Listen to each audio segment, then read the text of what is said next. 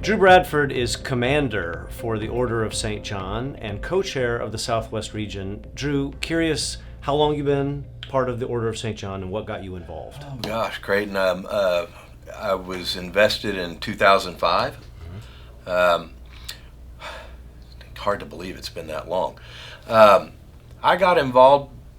Charlie Hickox, of blessed memory now, asked me to have lunch with him one day, and had no idea what we were going to talk about. I thought we'd get together periodically, but he says, "I want to talk to you about this order. It's a British chivalric order, and it does great things." And he had my attention, and once he told me about it, I sensed that I needed to do it. Yeah. So 17 years you've been part of it. Yes. What's been the impact for you? For me personally, the Order's ethos of serving our Lords, the sick and the poor, has really soaked in understanding the plight of the Palestinian people, who we often overlook that they're just trying to keep their heads down in the middle of a political conflict, and they're victims of circumstance and they need help. They're innocent, sick, and poor people, and the Order and what we do, in particular through the hospital, is a great way for abiding Jesus' commandment. Is there a particular memory or event or initiative or activity that you've been involved with over the last 17 years that's been particularly meaningful?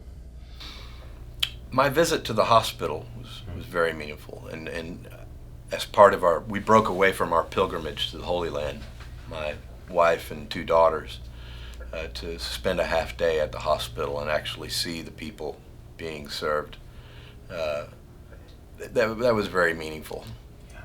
What'd you see? You don't understand when you're over here and you've never been.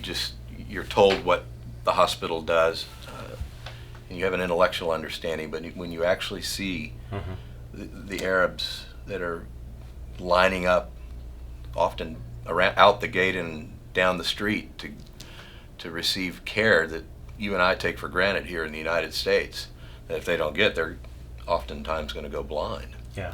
It's very impactful to see on their face the reception of that help.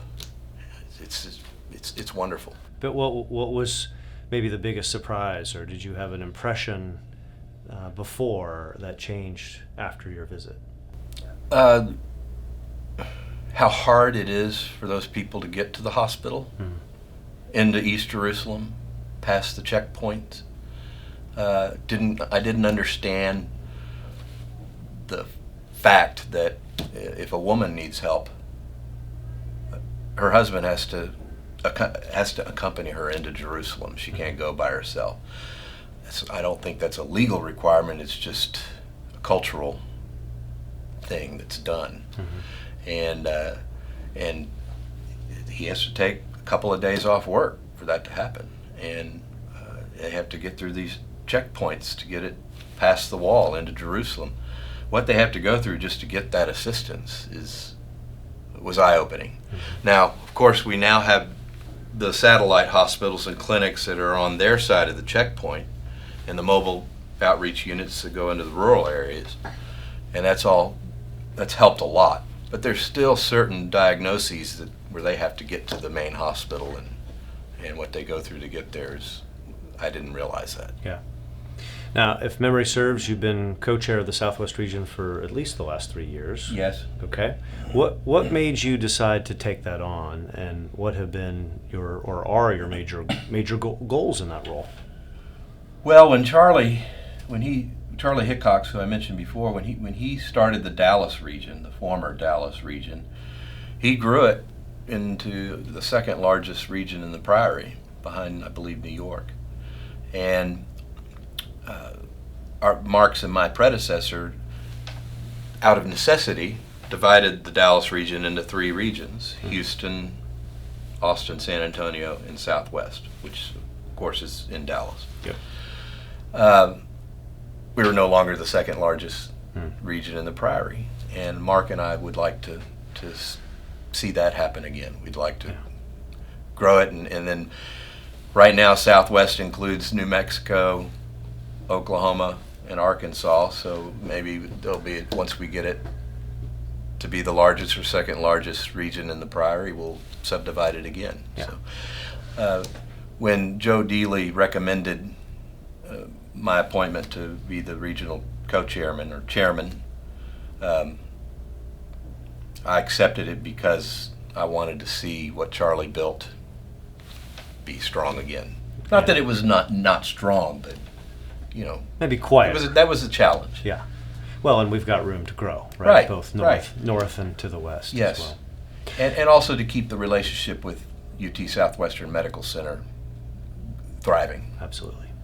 So many folks within our region or who attend the Church of Incarnation know you or know who you are. But for those who don't know your background, tell us what you do outside of the order.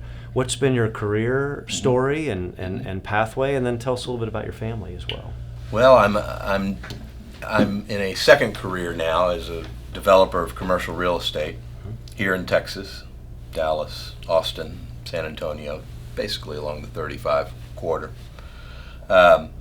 and have really been enjoying this ride in the economy, and I think it will continue in Texas. I think it'll still be good. It's been a good business. I have a lovely family. I've been married for 22 years to Shannon, and we've known each other most of our lives. It's one of those great stories that we love to tell. I'm not going to tell it here, but and we have two lovely daughters who are the light of my life. Lily's a sophomore at Auburn University. She's getting a degree in professional flight. Wow. And also a degree in psychology, and she's killing it. She's taking 18 hours. 18 hours each semester, has a 4.0. So Caroline's a senior at Ursuline Academy here in Dallas, and has a list of 7 colleges that we're trying to visit, and she has no favorite. She's just going to figure it out. And you're a native Texan? Yes. Went to University of Texas? Yes, so is Shannon. Okay.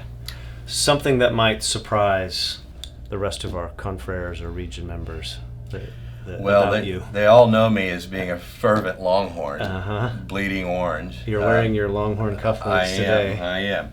But what a lot of them may not realize is I actually matriculated out of high school at Tulane University. Huh. And I never wanted to do that. My mother insisted that I leave the state, so I got into Tulane. That New Orleans seemed like a fun place. At 18, sure.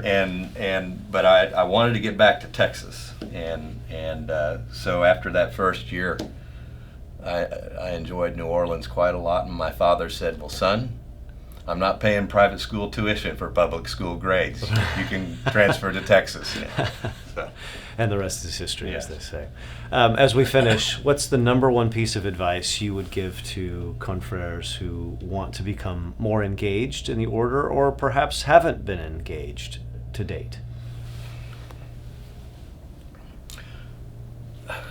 Realize and remember how we are a Christian organization helping our hospital that's in a Jewish state, providing much needed services to Muslims. And what a special vocation and calling that is for us to support that.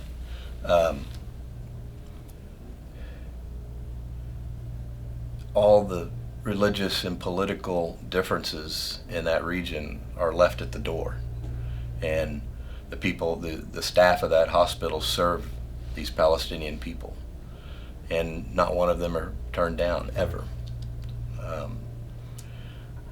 Make sure that you realize that, the seriousness of that, but at the same time enjoy the fun of the Order of St. John. It's fun that we're a Christian chivalric order under a monarch. It's fun. It's not why we should do it. It's not being promoted. It's not why we should do it. to me, all of that is the way God blesses us for the work that we do. Yeah. Things that he wants us to enjoy. He wants us to enjoy his creation. That's why he made it. And this is just one little aspect I think he wants us to enjoy. Yeah. It's not why we should do it, but we should be thankful and enjoy it. Sure is a benefit. It is. Drew Bradford, thank you for your leadership, your mentorship, your friendship, and everything that you do for the Order of St. John. And we look forward to many great things ahead. And thank you also for being our inaugural interview of our Member Profile series. Well, Creighton, it's always a pleasure to be with you, and I thank you for all you're doing for Southwest Region and for the Order of St. John's. It's a pleasure. Thanks for joining us. Have a great day.